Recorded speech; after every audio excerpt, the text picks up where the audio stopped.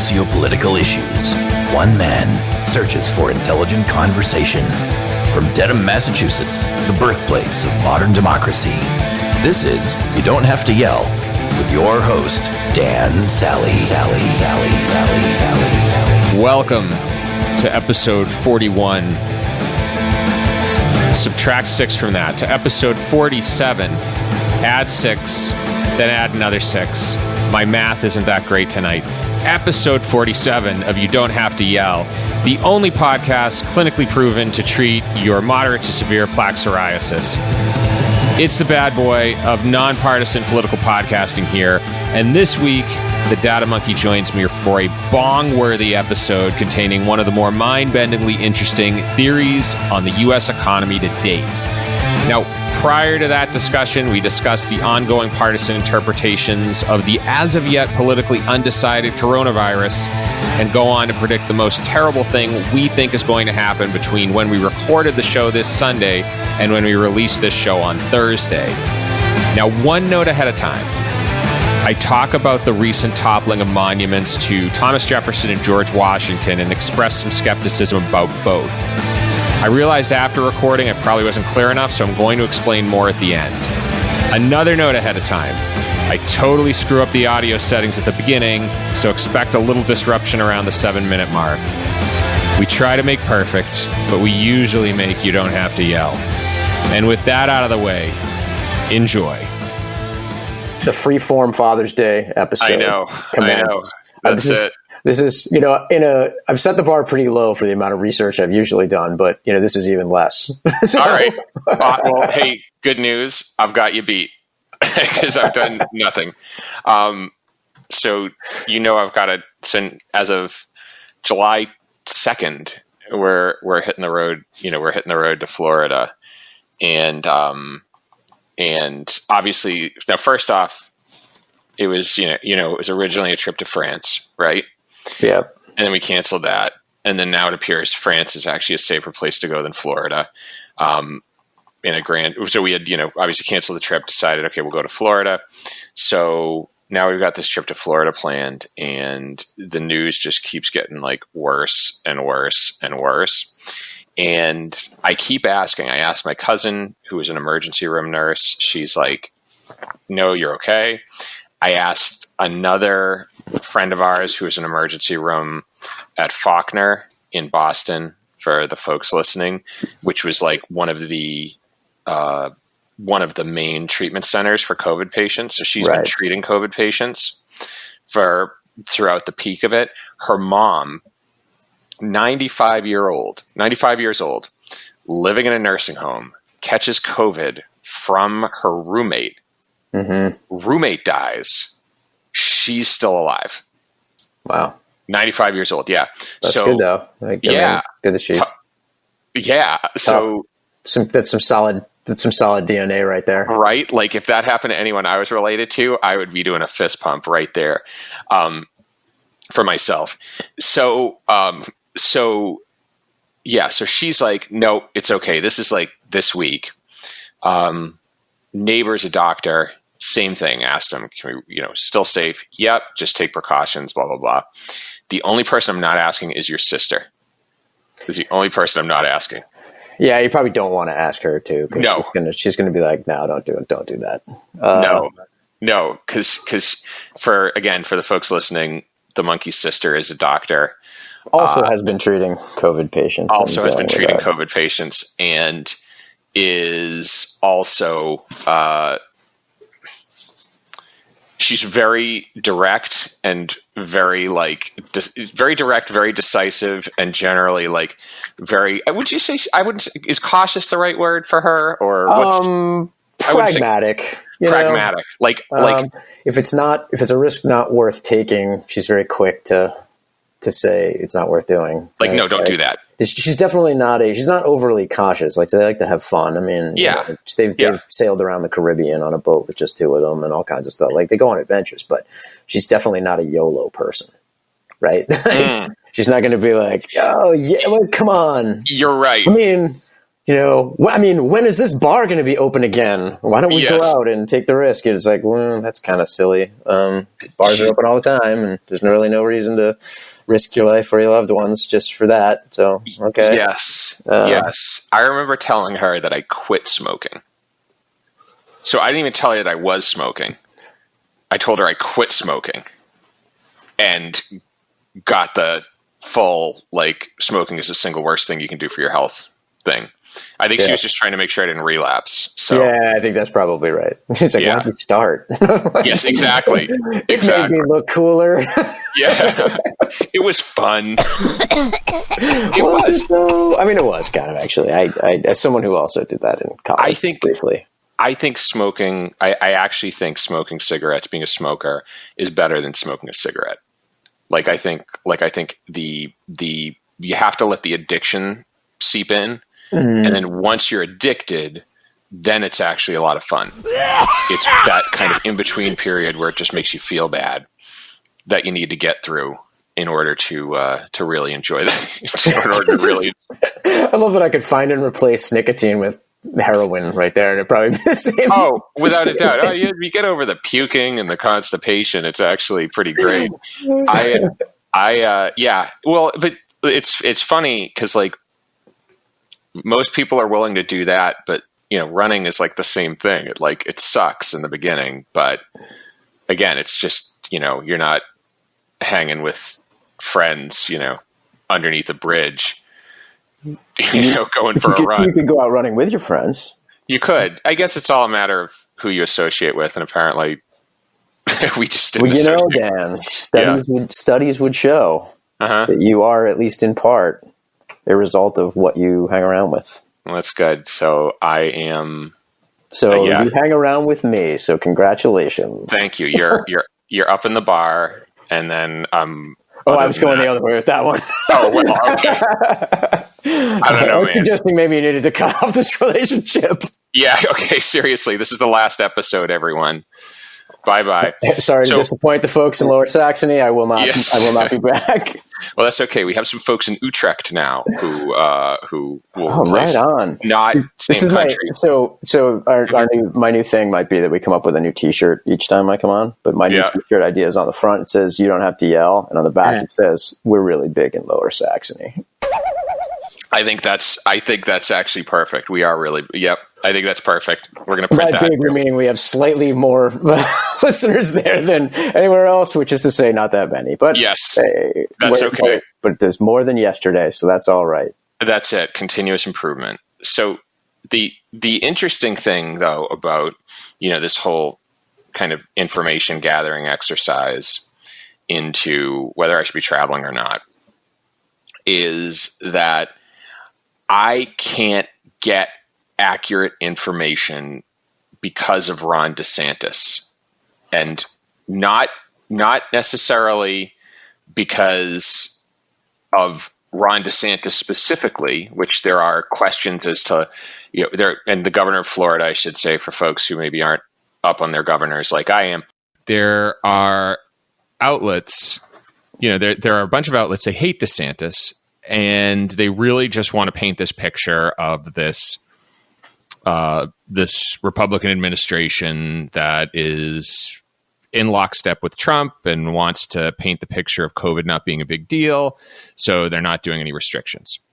And not to say neither are true, not to say DeSantis is not monkeying with data, not to say that there are media outlets that are aggressively painting DeSantis as a Trump lackey, hell-bent on infecting the entire state.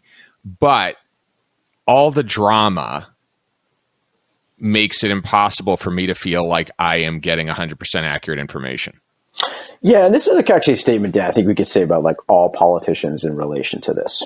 Okay, is that they're all kind of like spinning and arguing with a virus. It's like, I might have used this phrase before. Yeah. But, David Mamet once wrote a line to like, you can't talk your way out of a sunburn. There's no way, like they think it's political when it's biological. And so there's all this, like, I need to manage this, and I manage the message and make sure I'm not infringing on this group, but, I'm giving deference to that group, but at the same time, I don't want to piss off this group. And you realize the virus doesn't care about any of this. Like, it's just this is like an immovable force in the term, like, or an irresistible force in the terms of, like, it's just going to continue doing what it's doing. And like, there's nothing you can sort of do to manage it other than to sort of try to manage the shutdown. And so this is why I'm fascinated by the pushback on, like, the most basic measures. Like, on the one hand, I completely am with the argument of, like, look, I mean, we can stratify the risk. And I think you and I talked about this in the past. Like, we can stratify the risks, and we know who's at most risk and who's at the less risk. And I get all that. And so, and yeah, we don't want to crash the economy indefinitely. So we have to figure out a way to work around this. But then when you get pushback on the most basic things, like, to your point, I mean, DeSantis was out saying, like, I'm not sure whether masks should be mandatory. And you're like, really? Is this really, like, the infringement you're going to get all angry about? Like, yeah. It wasn't seatbelts. It's not texting. Like, when we tell you can't text while driving, like, I mean, actually, which is actually probably the better analogy, because you can kill somebody else, right? This is the whole point. It's not about you. It's about the other people that you could give it to. When you're asymptomatic. So, like, why are we having a fight about this? And I think it's just the polarity of everything. Everything's got to be a political fight in some way. I think it's the polarity of everything. I would say, and I'm going to give sort of my partisan, parentheses or whatever you want to call it. I'm going to give my little foghorn that there's a little partisanship coming up. But I feel like, I've said this before, I feel like Trump is managing this like a case of salmonella at one of his resorts. It's kind of like, let's let everybody know the kitchen's clean and it's safe to order the tuna and everything's great again. And it's like, and this isn't a blemish on his record. Look, every country has had a coronavirus outbreak. Every country with a major airport. So it's nobody's fault that COVID arrived here. Nobody was for all those people trying to blame and look, the administration wasn't perfect, but for all the people trying to blame the administration or the outbreak on the administration, the arrival of COVID, look at every other country not run by, Republicans. Look at every other country not run by Donald Trump. All of them have had outbreaks. All of them have had shutdowns. How they've managed it has been vastly different. Yeah. So I think, and the ones who are managing it like we seem to be managing are having the most trouble. Absolutely. Like Brazil. I mean, you want to talk about probably the worst case of managing it is probably that one. Oh, without a doubt. And I've actually, I've had a chance to watch kind of Bolsonaro's rise because, again, for those of you who listen to the podcast, I decided to teach myself Brazilian Portuguese, which has resulted in me being able to cook some really awesome dishes and also get my news in Portuguese, which has been interesting. And so I, just to keep my ear tuned to the language, I and my eyes tuned to it, I'll, check in with the news there on a weekly basis. So I've been watching Bolsonaro's rise. It is identical to Trump's. Identical demographic, identical approach, and identical reaction to COVID. You meaning identical demographics, meaning older people or the more conservative law and order types, like basically, and Brazil, and again, I'm going to give another partisan trigger warning here. Brazil is the world, is what Donald Trump portrays the United States as effectively, which is, Brazil does have a very bad problem with crime. It has a lot of very impoverished folks. And again, for those folks who haven't listened to February's Black History Month episodes, there's a comparative history of Brazil and the United States that there are 2 episodes that explain the history between the 2 countries very well. But both have this problem of like legacy poverty due to slavery, and the only difference is the United States had a much smaller population.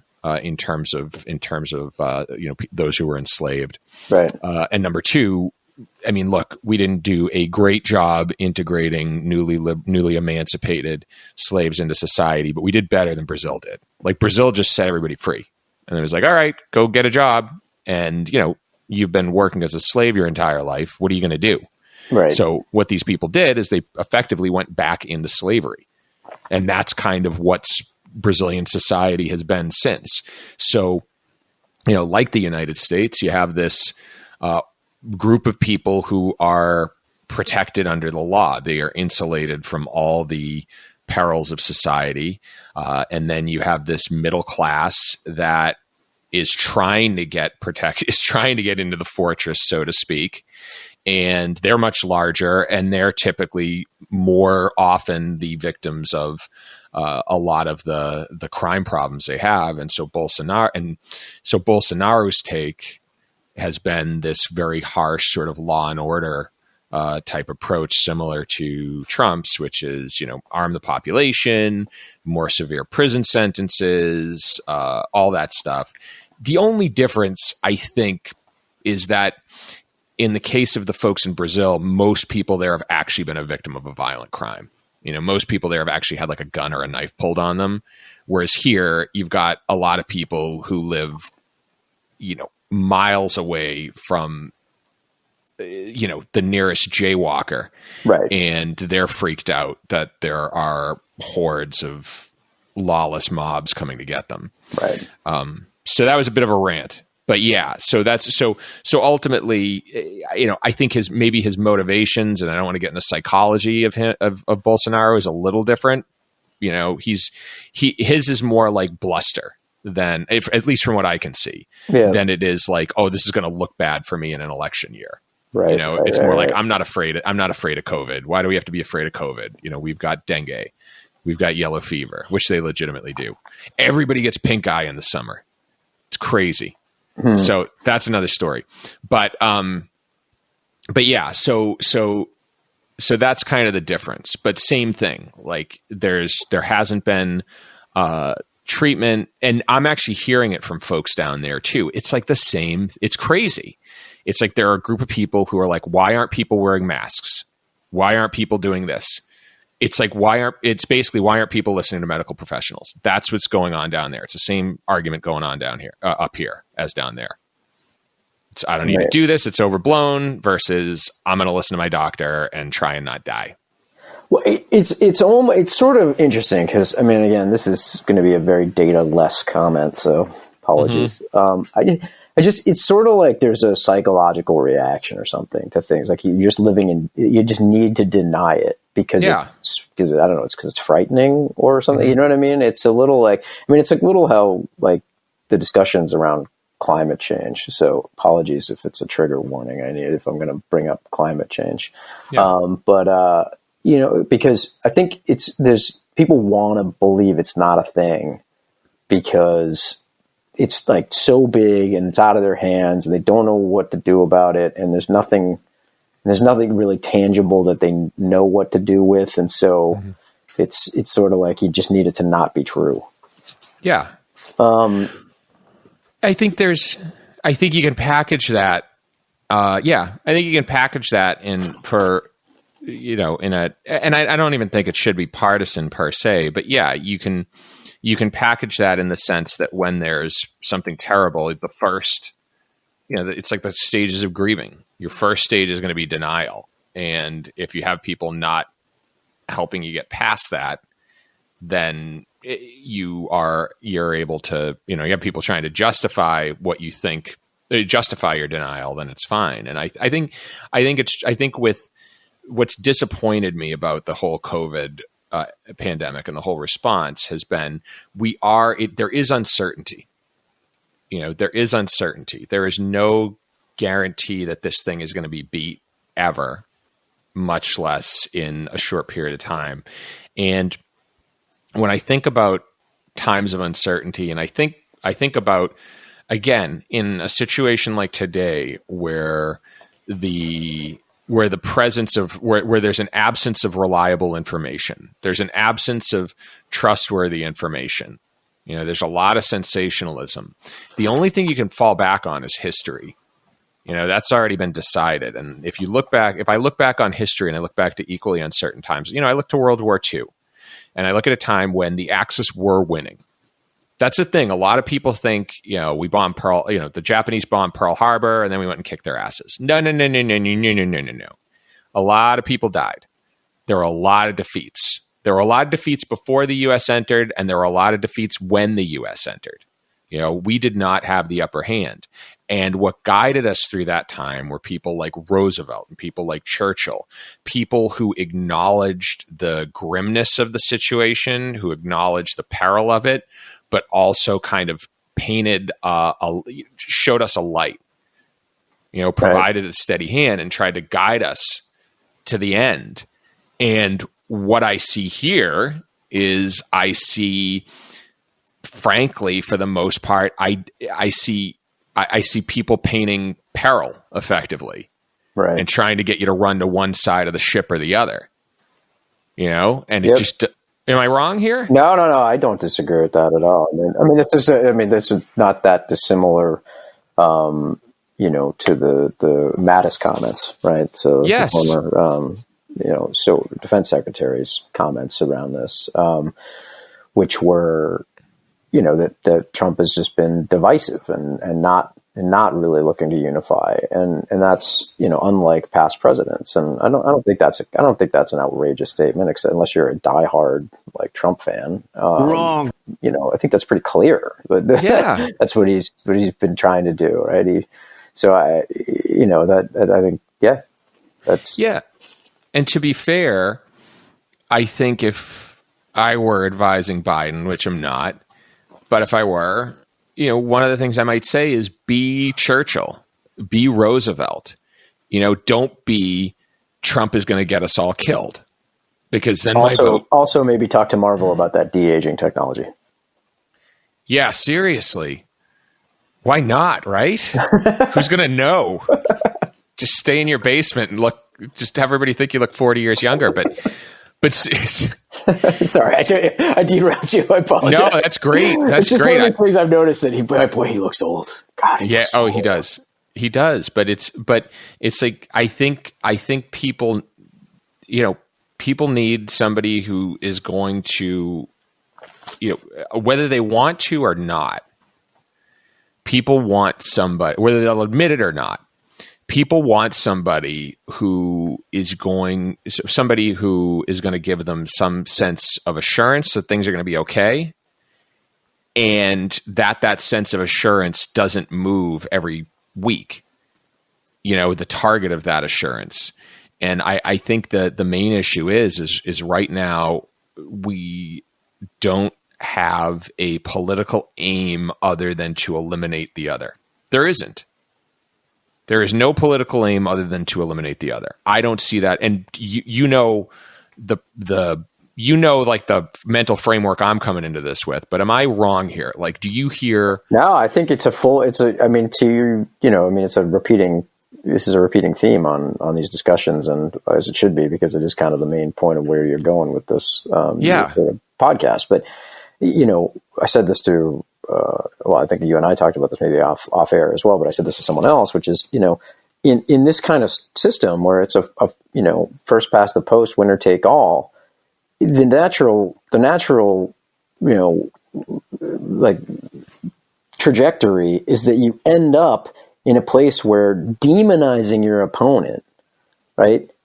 In classic tribalist fashion, by the way, like the other side not only has to be like this wrong about what, policy beliefs, they have to be like, child abusers or like they have to be like, they have to be literally like villainous, right? Like, and subhuman in some way, right? Like that's the type of things we try to like start to inflect on both sides, that everybody's like somehow just absolutely degenerate in the worst possible ways.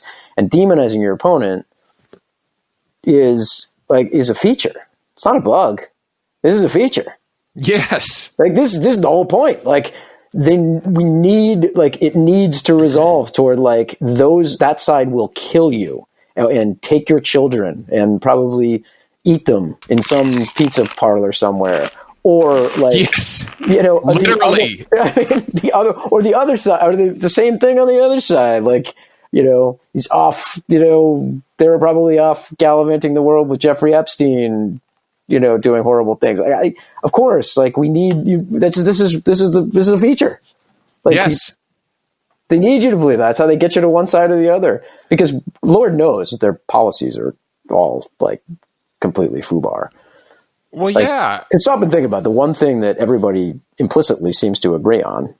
Like in the context of all this, they could disagree about everything, but as far as I can tell, every single politician is completely on board with, no matter what their background, to just torching the US dollar over the next decade. I know one of the things we had talked about when we were sketching out this episode was the approach to COVID in regards to the protests. And it's something I referenced in the Jeff Gregory episode, where, again, for those of you who didn't listen, this was a couple weeks back, interviewed Jeff Gregory of the Constitution Party, very conservative guy. And this was prior to the protests breaking out. And we had a talk about the lock-ins for COVID and how people couldn't go to church services. And that was a real problem with him. And the thing he said is, we can't just allow the government to suspend a constitutional right for what they perceive to be as an impending disaster. And the analogy I used to try and kind of explain it was sort of like 9/11, where 9/11 happened, 3,000 people died. And that was a horrible thing. But if the government had come to us on September 1st, 2001, and said, we have an understanding that there is going to be a catastrophic terrorist attack on this nation, and we need to start doing X, Y, and Z, everyone would be like, no way. No way. We're not letting you do that, because the amount of civil liberties we were willing to cede to the government the political will just wouldn't be there. After 9/11, it was maybe a little bit too much in favor of the government, and we've since kind of seen that play out in nefarious ways. But so that was Jeff's argument about church services, and I thought, all right, I don't agree, but he's got he has a point, and basically his thing was like, if we're going to let the government take away a right that's guaranteed to us, there needs to be a disaster. Pearl Harbor needs to be bombed. The World Trade Centers need to collapse, something like that. So his thing was like, a lot of people need to die before we suspend church services, basically, was the idea. And then, of course, George Floyd is killed in police custody. And then the protests happen all around the country. And now you have an instance where a lot of people are kind of doing the things we've been told not to do. Now, of course, I've made no secret I'm in full support of the protests, full support of the protesters. But I also think if I were somebody who was faithfully religious and hadn't been allowed to go to church services, and then I see a bunch of people out in the streets doing what I'm not supposed to be doing, I'd be a little cheesed off. Well, especially, and thinking about this, like, because I was thinking about this morning, because I recall that, in fact, Dan, you and I did CCD together for many years. And I was, I don't really consider myself terribly religious now. Yes. That's a whole separate discussion to have maybe another time. But point is that I do know enough about Christianity to know that, like, Easter is like the big event, right? Yeah. I think it's Christmas. It's actually not Christmas. Christmas is really just fun for the kids. If you are a true believer, like, Easter is the main event. And so the idea that, all these Easter services were canceled because of the threat, but, my CrossFit gym can run classes in the parking lot, and we're telling people that the protests are okay for some, on some logical, I would argue, somewhat tortured logic around it, but only in that sense. It's in too nuanced an argument to try to make to the general populace as to why, we're telling you not to congregate anywhere, but this one's okay. Yeah, I think there are arguments, and I've heard them, and I think it's fine. But But I just, from my point of view, that's not for public health officials to be stepping into. And if anything, it's too nuanced an argument, and it causes you to end up torching your credibility on the altar of this. Like, I just don't, because now, if and when we ever needed to lock down again, no one's going to listen. They're not. Yes, because we've already seen issues where it's been acceptable to break the rules. And also, total side note here, I was, every Sunday we were in church in my house. Every Sunday. It didn't matter. You had to be sick. You were sick and you didn't go to church. We were on vacation. We found a church. That's what it was like. We went to a new place. They found a church. We were in church on Sunday. And we still, my family and I still attend services. We're Catholic, but I got to say, like, I'm not going to lie, man. When the lockdown happened, I was kind of like psyched that I got to sleep in on Sunday. And then Easter, yeah, it's definitely the big religious holiday, but Easter is it's the worst. It is the worst because first off, it's Sunday. So you got Monday coming next week or next day. There's no, you get the Friday off before, but you don't get the holiday on Monday. So yeah, that's it. So you got to go to work the next day. You get woken up super early. Your kids have sugar before you have to get them dressed in clothes they don't like and take them to a place where they're expected to sit down and be quiet for an hour. That's just your morning. That's your morning. It's terrible. It is maybe they could like rejigger it a bit and make it like, take the candy out of the equation, but it's like the whole thing is just an ordeal. It's like I'm reliving the suffering of Christ, That's it's what it feels like, and so I don't get, maybe that was the point. Yeah. So I don't know. I get why you're cheesed off. I get you want to go to church, all that, but like, aren't you kind of like, isn't there just a little part of the most religious person, right? Who's like, but I don't have to set my alarm and I don't have to get my like kids into the car and then like park and then sit in those chairs for like an hour and like, I hear you. But anyway, the point is only that we're making some really strange choices around this, and that's fine. I think I would agree with you in the sense that I completely support the spirit of the protest in the sense that there's some things to be extremely angry about, and sort of there's the structural problems of racism that we still have going on in the country. And, but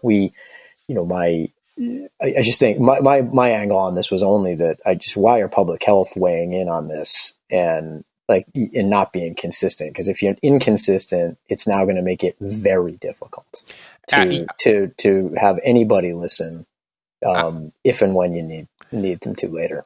I would agree. Now, also, just to make sure we're level setting here, there were pastors who defied government orders and held church services, and I did not see any tear gas canisters or flashbang grenades used to break them up. So there's definitely I would say folks have there hasn't been a heavy government effort to suppress either.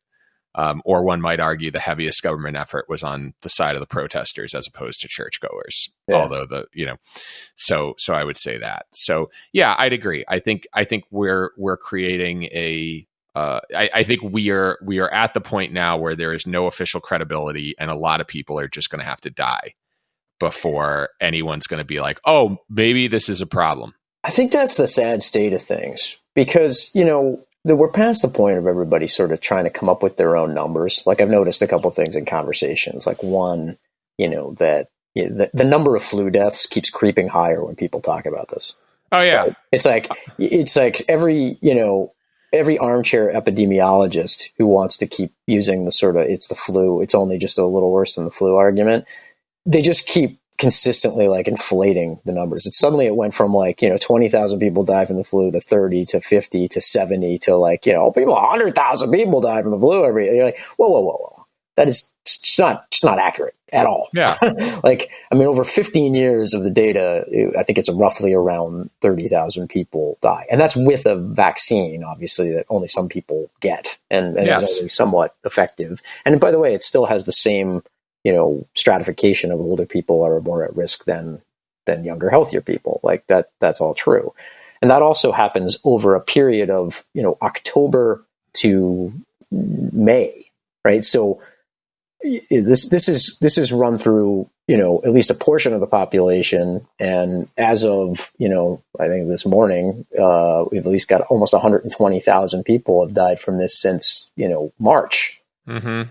So we're not, this is, don't think about the total number, think about the rate. And that's with us locking down and doing all this stuff. So, like, I guess, like, a few weeks ago, everyone was sort of like, well, we're not testing enough. That's totally true. We're testing more and we're seeing more. And the test positive rate is not accelerating except for in a few spots.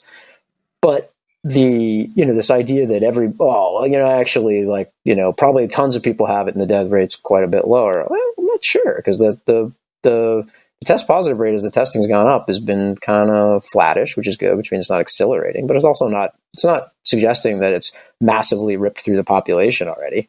Mm-hmm. And as the numbers, I always kind of, with data, it's like law of large numbers wins out, right? Like the bigger the sample, the more accurate the data is, right? Because you go from like sample to population. And I mean, we're at, 8.8 million cases globally, and we're still sitting around like 5% of those confirmed cases end up in death. So, I mean, let's not like fool around with this idea that it's like, only, 0.2, 0.01, like, again, these sort of like made up numbers depending on what, denominator you decide to put in there, right? Like, okay, sure. I mean, if you put a giant denominator in, well, I mean, if you assume half the population's already got it, well, yeah, if you assume that, then yeah, the number's going to look really low. But why are we starting with that assumption? I mean, right now, I just look at the tests. We're testing a lot now. We're testing more than we were. The test, as I said, the test positive rate is generally been going down in places like New York that had the first sort of big quote wave. And it's going up in places like Florida, right? So, I mean, overall, it's remaining about in place. So it's not accelerating, but it's definitely moving into places that didn't have it. And certainly it's showing up in the places that opened up first. Yes. So this is pretty straightforward. I mean, it's, and so I'm surprised again by like this continuous need to sort of downplay it, right? This the numbers don't really support that. And I think, to your point, I think we've just decided now as a country, we've kind of just given up managing it, right? We're just going to kind of give up and just, okay, I guess it's just going to happen. Well, it's like everything else in this country where we're effectively going to decide that we're basically going to say, you know what, we'll let people exercise bad judgment on a state by state level. And so if you want to be like the great Commonwealth of Massachusetts and be number one in education, number one in healthcare, and win more Super Bowls, then I just lost every listener with that statement. But if you're gonna want to, so if you want to do, again, what Massachusetts did, which is implement a lockdown, have a very slow and methodical reopening process that is very cautious, you're going to see what we saw, which was a spike, and now cases are kind of on the decline, have kind of leveled out, but we're still keeping an eye on it. Or you want to be like, again, Florida, the state I, for some reason, am traveling to, where there is a continuous increase in the number of cases. And again, like, regardless of like what your position is on the virus, what your position is on what the government should be doing, that's just what's going on. That's just what's going on, whether it's more testing or not. It's all going to come out in the wash, but somebody's going to be right and somebody's going to be wrong at the end of all this. Yeah. And I think the early evidence would say that opening up early and not managing it carefully is going to end up exactly where it's ending up, which is that you're seeing hospitalization spike in Texas, in Houston, they're already talking about maybe having to shut back down again because it's, of course, I mean, this, because this isn't really even like the second wave, right? They keep talking about the second wave. Like, this isn't the second wave. This is just the first wave moving out of New York and the Northeast and all these other places, like into the rest of the country, right?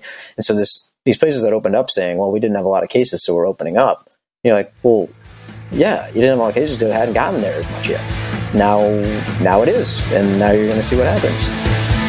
One thing that should be clear from everyone who's listened to this show is that America's two-party system has turned democracy, a system meant to be a marketplace of ideas, into a war between two rival factions that results in ineffective government and a nation divided.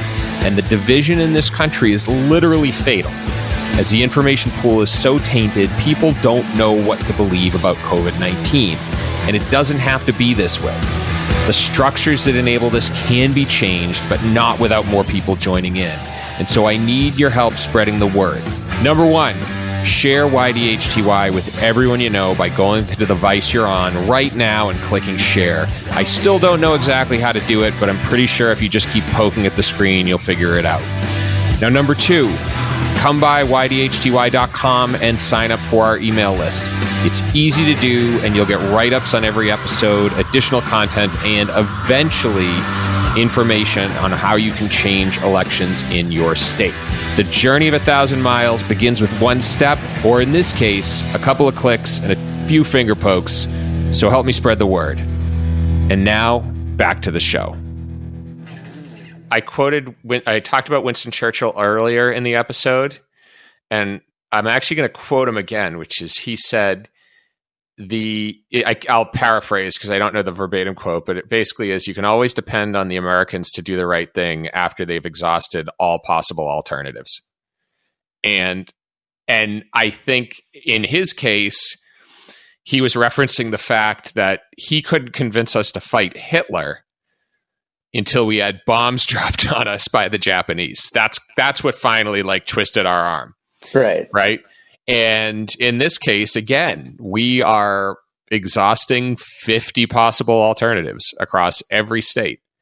And one's going to be right and one's going to be wrong. And whatever bomb is dropped, whether that bomb is on the economy or whether that bomb is on the population or a larger population dying of COVID, we'll find out. Yeah. I think the issue, again, it comes back to what I was saying earlier, that politicians need to sort of trying to manage the message versus managing the actual problem. Yeah. And so, I completely understand, like, an incumbent wants the economy in a better place around an election time. That of course, it's the economy, stupid, right? That will only cause people to think about change. It's, as you've stated very accurately, I think in the past, it's a really pretty binary decision, right? It's especially at offices that big, right? We're not voting for the dog catcher; you're voting for the guy in charge of it, or the woman in charge of everything. So you're going to be really only flipping one switch. It's like, keep doing what we're doing or do something different. And when it's hitting if you feel like this hasn't been managed well and the economy's in a bad place, like, more people are going to vote for do something different, right? Like this. And so, I completely understand the desire, but this idea, I think it's delusional to think that that you can have anything resembling a normal when, if kids aren't even back in school full time, in the fall, which, this might be the way to segue to what terrible thing could still yet unfold. Because, hey, Dan, I meant to remind you on this fine Father's Day that we're only halfway through 2020, so there's more fun to come. Yes. Grab a hot dog and a beer, because we're going to go around the back nine. Enjoy the rest of this year. Seriously, yeah, I know. I think that, and I may have said this on an earlier episode, everybody's forgotten the fact that we were almost at war with Iran the beginning of the year, and the entire continent of Australia was on fire. And right before that, we were almost overrun by caravans. Right before that, we had to invent problems. Let's go on to another long-term problem that we referenced earlier, and something that you and I chatted about that I found super interesting. And I'm going to preface this with the warning that this is something you kind of just started rolling around in your head. And yeah, this is definitely kind of an unfinished thought. I mean, there is some data around some of it, but I have to do some. You have to do some sort of imaginary extrapolation around things to sort of get comfortable with. So it's definitely more conceptual. Exactly. So and it definitely qualifies under the how do I know the color blue to you is the color blue to me kind of deep deep thought. Yeah.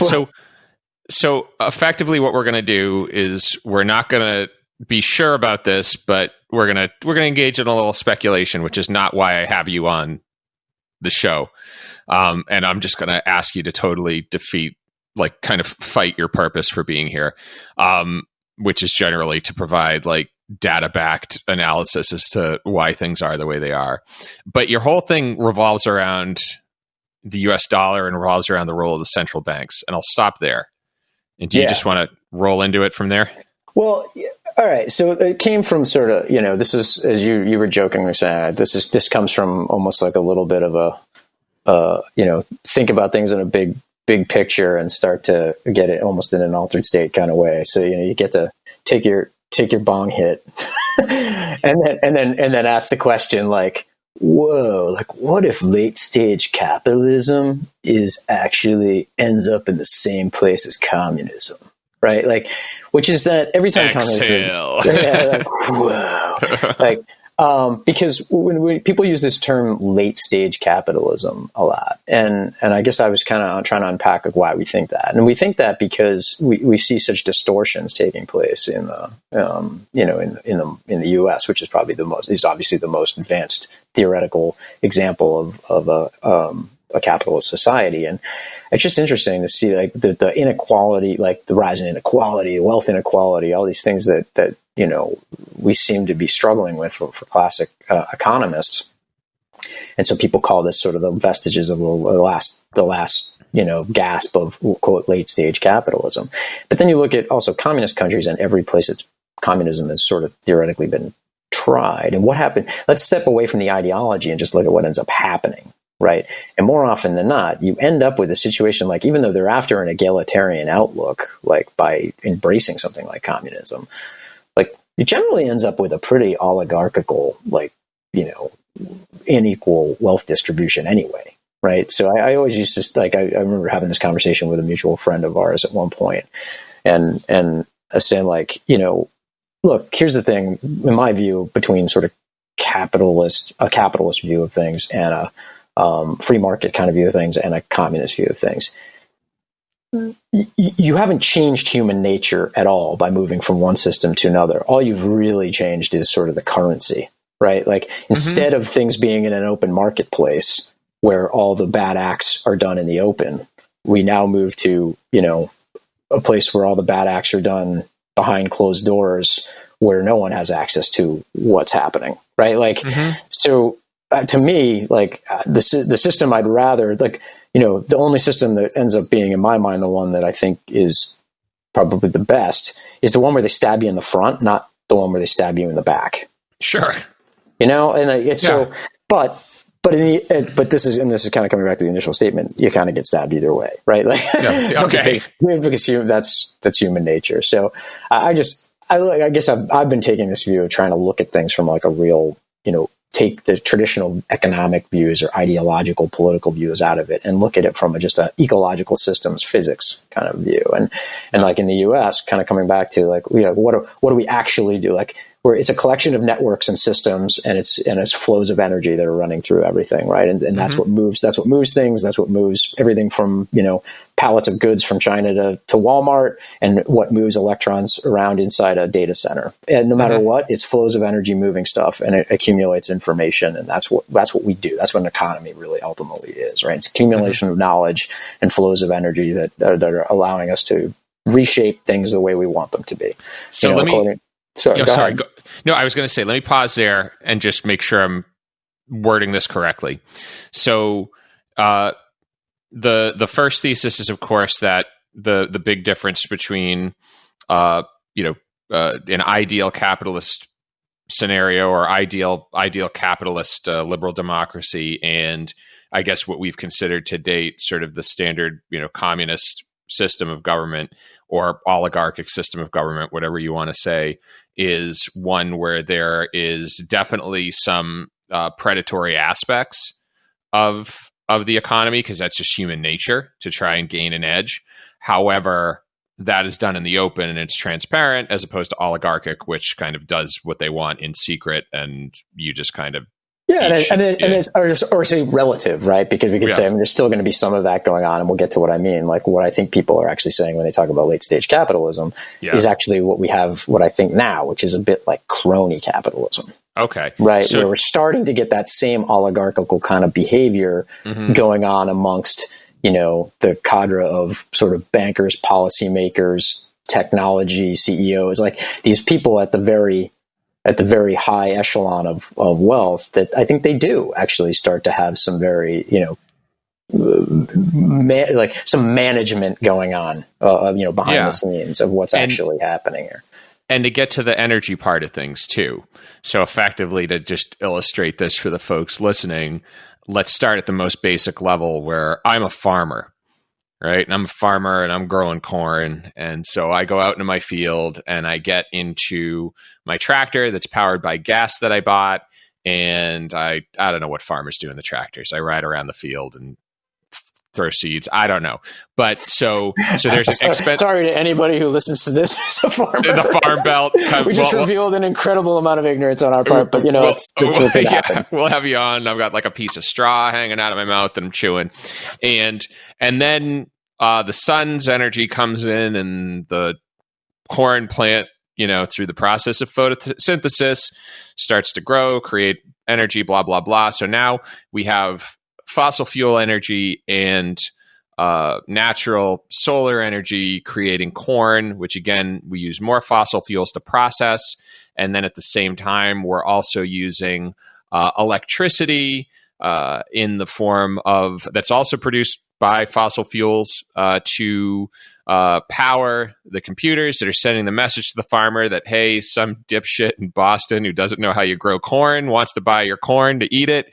So then, that results in a transfer of electronic funds, all energy derived. So ultimately, we're pumping it out of the ground, we're putting it in power plants, and if we keep a record of that transaction, it's sitting there inside, stored in a computer somewhere in a data center with constant energy needing to keep it in place. So it's just a reframing of everything in terms of that it's a movement of structures and people. It's like people moving and doing the things that they do, creating goods, moving services, and thinking about the economy from that standpoint and everything takes energy to move it, right? And so it's just an energy flow and a reforming of all the sort of structures and organisms that are around us with added information value that's coming from us. Take another hit. So this is all right. So that's just a preamble to get to why that doesn't fit with sort of our policy responses then to these crises that we have, like in the capital markets, right? Go for it. Because all we do is basically take a view that productivity will continue to grow at the same pace that it's done in the past, right? Mm-hmm. I mean, that's again a little bit of an reductionist view, but it's not off base. Which is when we're thinking about productivity in the future, most economists really just kind of take the past and extrapolate it, and there's no real thought about how you're shifting the underlying inputs to the economy such that you may not get the productivity that you've gotten in the past. And demonstrably, we haven't. Right? I mean, nominal GDP has been continued to slow over time. Productivity, that was one of the conundrums of the last expansion over the last 10 years, is that we just haven't really seen productivity kind of come in the same way we would have thought. And so what that ends up leading to is we kind of push monetary policy that's derived from this idea that we're going to continue to grow the economy at the rate we have in the past. But what if you're not, right? And so how's productivity measured? Sorry, I didn't mean to interrupt. How's productivity measured, by the way? Yeah, I mean, it's really kind of output per unit of labor. If you're looking at labor productivity, I mean, it's just, it's kind of really, I mean, at the most basic level, it's basically just kind of GDP per person in a sense. So again, to get back to the farmer, I'm a farmer. I was producing 100 ears of corn. Now I'm producing 102 ears of corn. And so that's a 2% increase in my productivity, correct? Yeah. And the idea is thinking like if over the last 20 years, you added 2 years of corn every year, we're just going to assume you're going to continue to add 2 years of corn every year going forward. Got it. Okay. Right. Sorry. I just wanted to make sure everybody gets that. It's good to ask these questions this way. Yeah. But anyway, my point was only that this leads to like, sort of, I think, and again, running monetary policy at a very high level to sort of push the economy to a theoretical kind of quote output gap when you're delivering, 1 ear of corn instead of 2 that we thought you would. Well, clearly you're supposed to be back up at 2 per year. So let's just give them more money and maybe that will get us to grow another ear of corn. Right. Yeah. You keep pushing money at the situation. And when maybe that's not the issue, maybe you just can't really drive any input to make it go up. Right. Maybe you're just asymptotically bound in the sense that maybe it's coming up against some law of large numbers and it's becoming just harder and harder, maybe, right, in a closed system like we live in, right? Yeah. We may imagine going to Mars, and I think that's all great, but we can't even we don't have any settlements in Antarctica, never mind Mars. I mean, like we're not going to like we haven't. So that's not going to be a positive return on invested capital endeavor, right, in the short run. Yeah. So anyway, this came to just this idea of like, because of this, we cause these periodic crises when something happens, and our response to this crisis has just been to, again, just expand the role of government. We were through either, federal deficits or expanding the money supply. Mm-hmm. And so where it comes to is now I was looking at, the deficit this year is going to be anywhere from, it's going to be mind scrambling. I mean, we're going to be running over 20% of the economy, I think, in terms of what the deficit could look like. And that, combined with the Federal Reserve's balance sheet is now, closing in on sort of over 40% of nominal GDP. Mm-hmm. So you just start thinking like, that's where the sort of the bong hit kind of question came in, is like, well, and this is not that different than in the EU, the same thing. And you're getting, that's growing as a percentage of their nominal GDP. And Japan is sort of way ahead of us in that sense. They've already been going all the way to the point where Japan, the Japanese central bank, has even been buying like stocks, right? So they buy ETFs of stocks. Well, so at some point, why is that fundamentally different than a communist country that owns all the state-owned economy? Yeah. Right. I mean, because it results in sort of, and this is where I think you were sort of thought it was a little trippy, is because it starts to resemble the same outcome in the sense that you've artificially lowered the cost of capital by sort of inflating asset prices and continuing to inflate asset prices, because every time they go down, they step in to buy them, or in some way to sort of or they step in to buy debt, in which case helps bolster the equity price. So like, if they keep stepping in to do this, you're kind of pushing asset prices up, which pushes sort of the rates of return lower because they're the opposite, right? Mm-hmm. Well, then you're kind of you're sort of enabling and actually encouraging, more M&A, more consolidation, but you're not driving more productivity, because that almost creates like oligopolistic and monopolistic behaviors. And you've seen this with like almost every industry has seen more concentration inside them, right? Like there's now fewer toilet paper manufacturers. There's fewer of things. Like everything keeps sort of moving toward like large companies that generally then own a whole area. Well, yeah, because when you can't get an edge by an increase in productivity, you can't get an edge by innovation. You need to get an edge by scale, right? Yeah, that's exactly right. And that's your sort of yeah. So yeah, and so if it's tough to get nominal growth, like you can create growth through financial manipulation, right? You buy back your shares, you do M&A, you can, this is the sort of in order to sort of continue driving that. But because of that, you just get more consolidation and sort of less choice over time. Mm-hmm. And that starts to look weirdly like exactly what you end up in centrally planned economies. Yeah. And it's interesting because we still talk a ton about the stock market. People still talk about the stock market, yet it is entirely decoupled from the lives of your average person. I mean, you must know this. How many people like people in the workforce, people like halfway, middle-aged, halfway through their career, how many people have money saved up for retirement in the United States? Oh, yeah. So it was a Bankrate.com survey. Nearly 25% of Americans have no money put aside for a rainy day, and less than half have an emergency savings that's more than their credit card debt. So most Americans aren't seeing an increase in the quality of life from the increases in the stock market.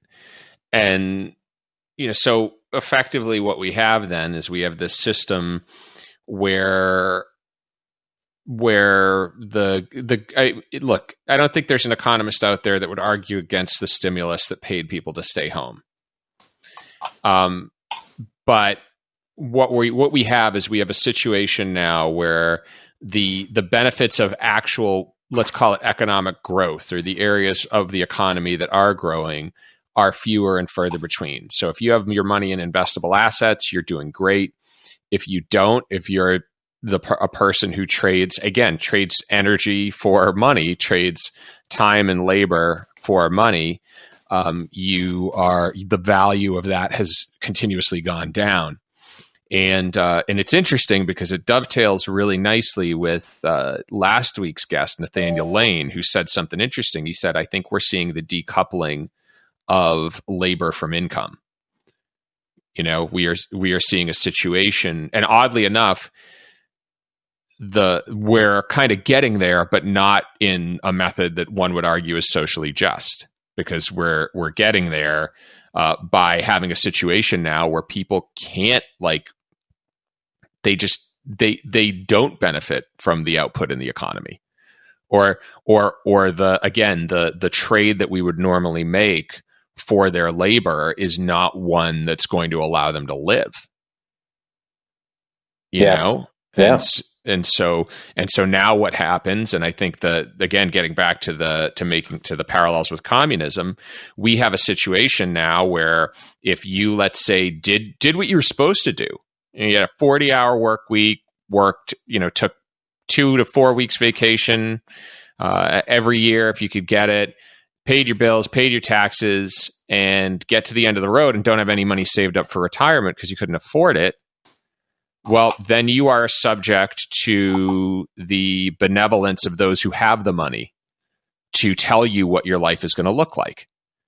You've lost your right of self-determination by no fault of your own, but by just doing what you're supposed to do in this system as it exists. And I think the real threat to one of the real threats to our liberty is the fact that the thing that we use to the ultimate commodity we use to survive, and what we go out every day trying to get, is money. And the sovereignty of that, the value of that, is not being protected in a way that benefits everybody. It seems to be protected, or it seems to be managed in a way that ultimately somehow comes out with the people who own vast shares of stocks benefiting, and those who, again, are those who accumulate wealth by trading their time for money and their labor for money are kind of left in the lurch. Am I wrong there, or no? No, I mean, there's a lot to unpack there, but yeah, I mean, I don't think you're directionally wrong in the sense that you can see that. I mean, this is Thomas Piketty's work from, I think a few years ago when he published a book on inequality, and it was always one of the ones that I sort of laughed. It's like a 1,000-page book with some incredible research in it, right? I mean, this was like the guy went into like vaults in France to find like tax records from like 300 years ago to build these charts that had like 100-year time frames and stuff. It's like a jaw-dropping level of research.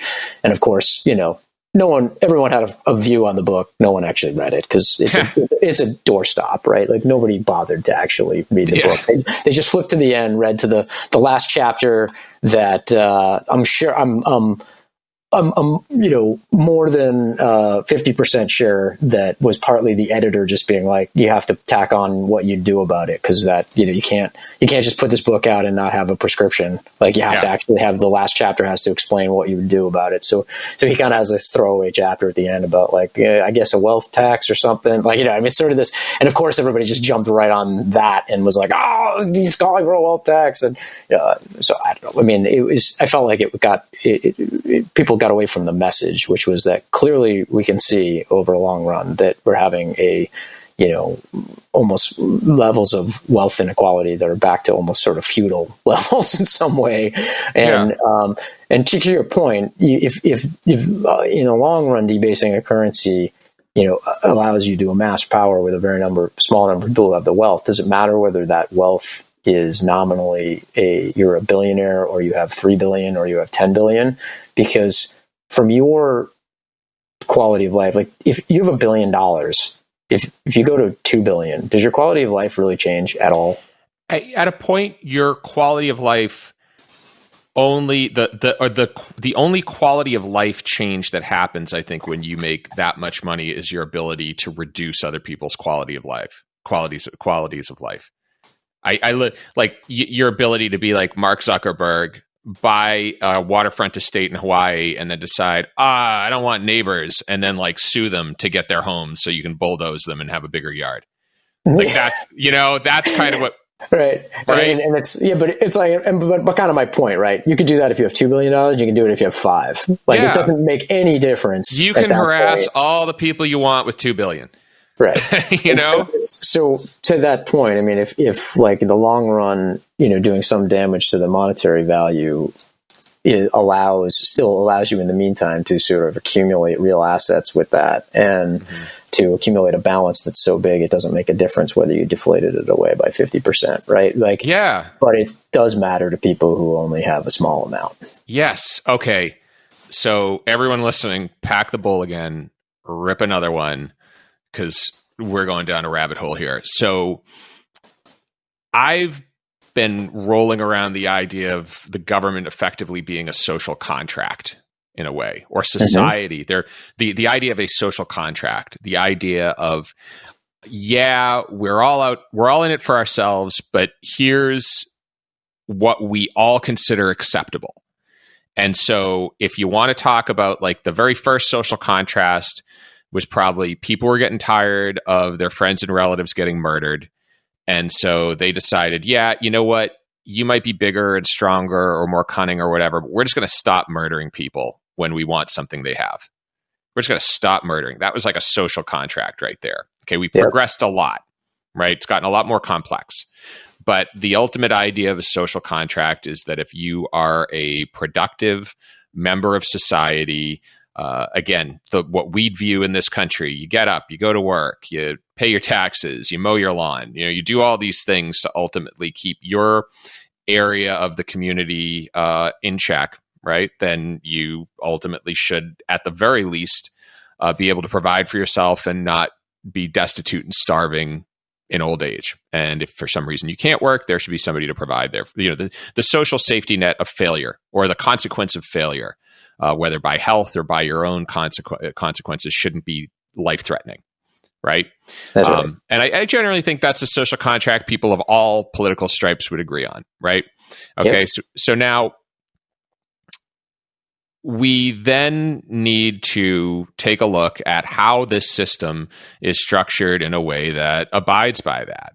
And an interesting thing, and this is bizarre because now I am once again taking one of the more conservative candidates I've had on this show and one of the more liberal candidates I've had on this show and making a little philosophical quilt of their platforms. But one of the things Jeff Gregory talked about 2 episodes ago from the Constitution Party, North Carolina, 5th Congressional District, he was somebody who talked about the concept of the fair tax. And so I did some reading into this. And effectively what it says is that there is a tax on everything of somewhere between 20 and 25%. And with the exception of necessities. So, food, clothing, shelter, right? And if you make below a certain amount, you get a prebate, is what they call it, which is effectively an amount to cover your consumption or what your average consumption would be. So again, you make below a certain income level, you're going to pay that fair tax, but you've got a little extra money in your pocket to cover it, right? So the idea, it doesn't matter what it is. You buy a car, 23% tax. You buy a house, 23% tax. You buy a TV, 23% tax. There's just a tax on everything. Now, the thing I'm finding super interesting about that, when we combine it with what you're saying about monetary management, about monetary manipulation, about the whole concept of converting energy into capital, or effectively moving resources, moving energy from one point to the other. So, again, the farmer goes out, uses energy to create the food, uses energy to get money in the bank, uses energy to transport the corn to dipshits who don't know what their job is, namely me. So we have that system going on, right? Now, effectively, that means that, again, if I'm Mark Zuckerberg and I've got billions and billions of dollars and I want to buy a $100 million estate, I have to put 25 million of those dollars back in the pot. And so and correct me if I'm wrong, but it sounds to me like that's a great break to this sort of deflationary strategy that the central bank seems to be taking. Or asset inflationary strategy. Asset inflation, or I should say, inflationary. The goal is to avoid deflation. Yeah. But it seems like that's a great inflationary break, because ultimately, if for some reason the system is geared in a way where my output in terms of energy is no longer related to my income, then that extra consumption I might do is going to ultimately feed back into the pot. Yeah. And, am I wrong? No, I don't disagree. I've long been an advocate for that, like a kind of a flat tax plus a fair tax kind of thing. That all forms of income, regardless of whether, because we also have beneficiary, you benefit from, getting your income in terms of capital gains on assets versus by earning it, right? Yeah. You have a benefit from if you were to do that inside a partnership versus if you're doing that. So there's a lot of things that tend to then favor the people who already have an awful lot of money in terms of the rate of tax that they'll pay. Now, I get the argument that but they're still paying so much more in terms of dollars. I totally get that. I get it. But the point is to make it, if you're willing to make it more naturally progressive taxation. I'm not talking progressive in the term of Democrats or something. I just mean if you wanted to make it a naturally progressive tax, the best way to do that would be to tax everything at the same rate from an income perspective, right? Yep. And then tax your consumption at a VAT or a fair tax with some sort of prebate, to your point, to those who create a hardship. That would make it sort of naturally tilt it in a more progressive fashion. And that's recoupling in a lot of ways. I'm using the word coupling a lot. That's recoupling. We're going to use it anyway. And that's recoupling the relationship between money and energy.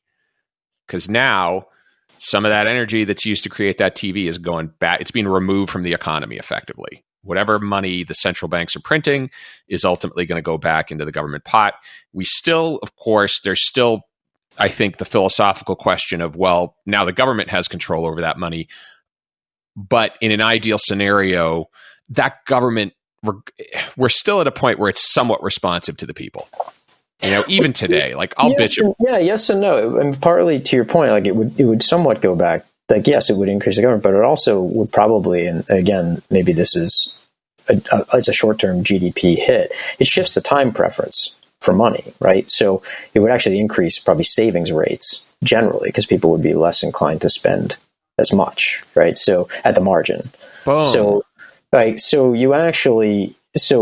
yes, the government would sort of have, quote, more money that they'd be spending. That is true. But I mean, they're already spending more than they have. So let's start with that. We're running, as I said, we're going to run over a 20% deficit this year. So, but also you could start to think of it in terms of it actually incents people to save more and sort of forcing them to consume. because like we've actually gone the other way, right? We're sort of like by driving down almost a penalty on savers in some way while benefiting people who own assets.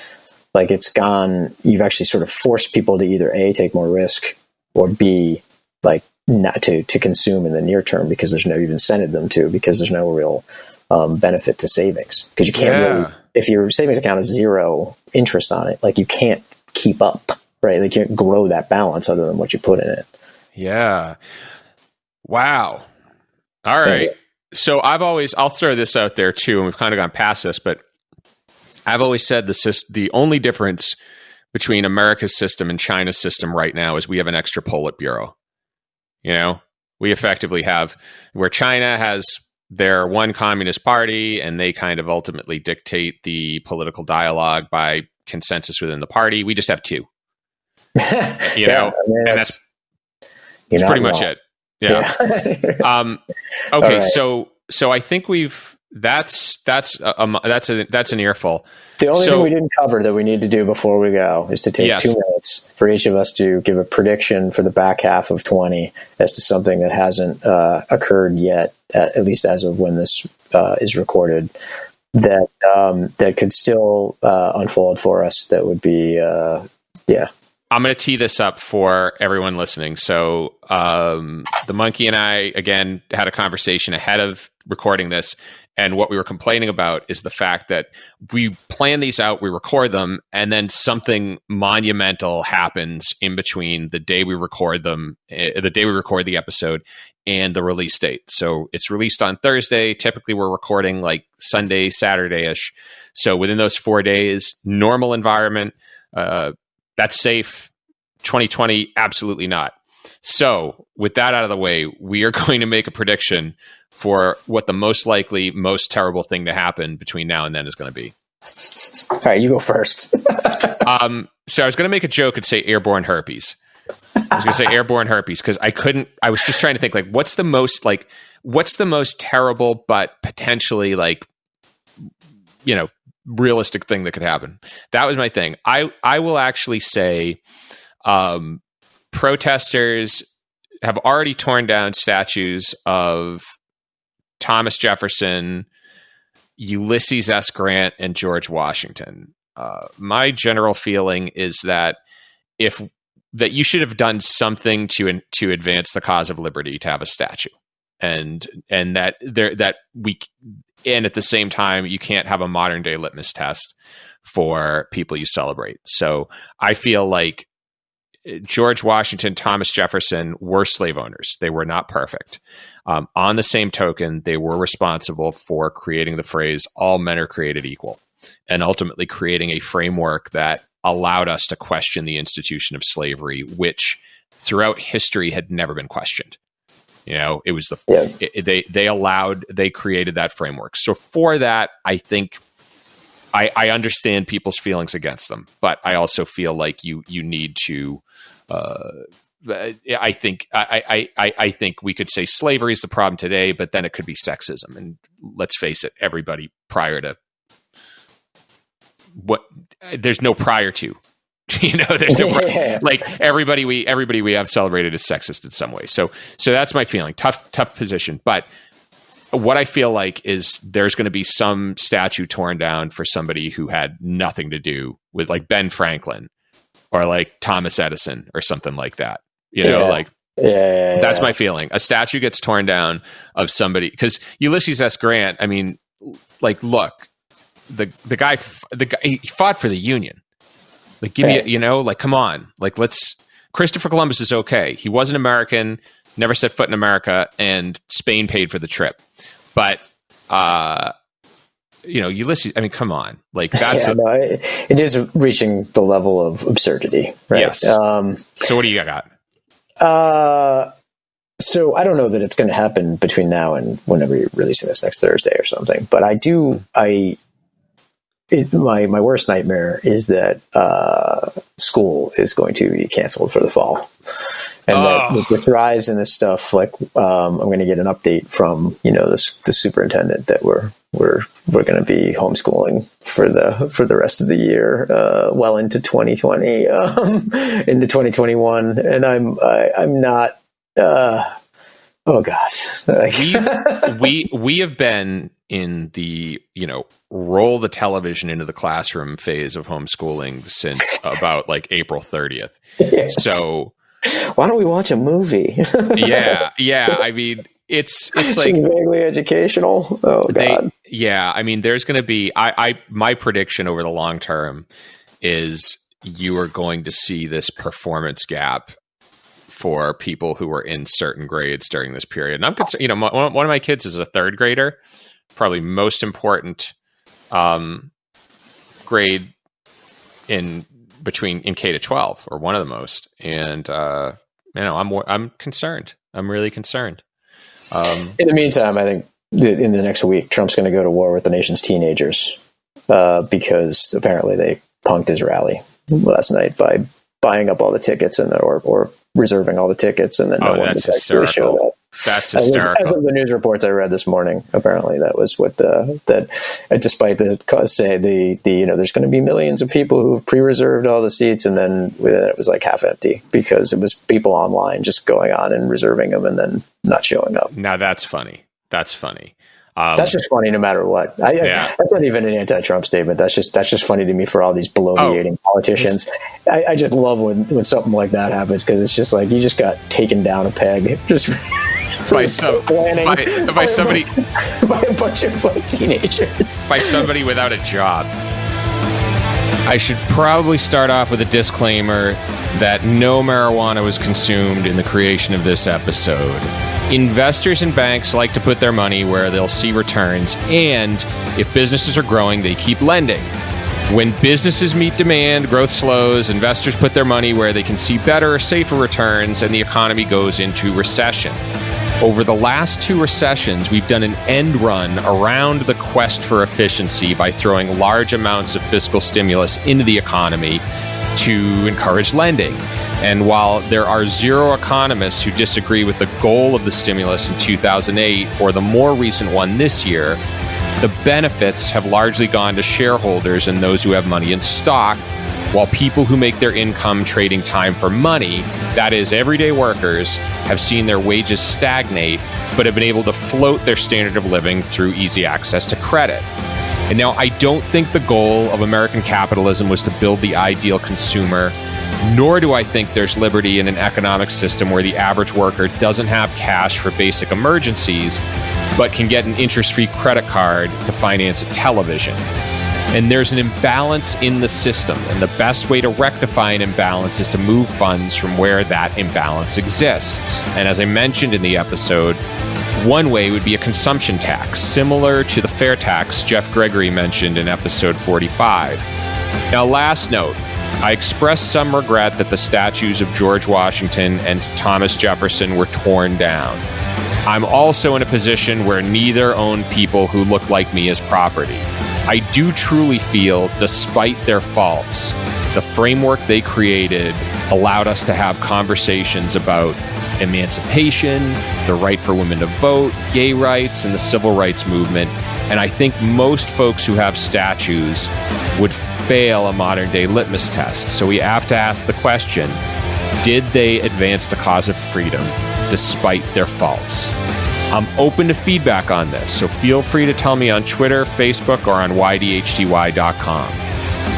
Next week, we have Christian Enoha, the son of Nigerian immigrants who's running to be the Republican nominee in New Jersey's 6th Congressional District, a district that has been held by the Democratic Party since 1983.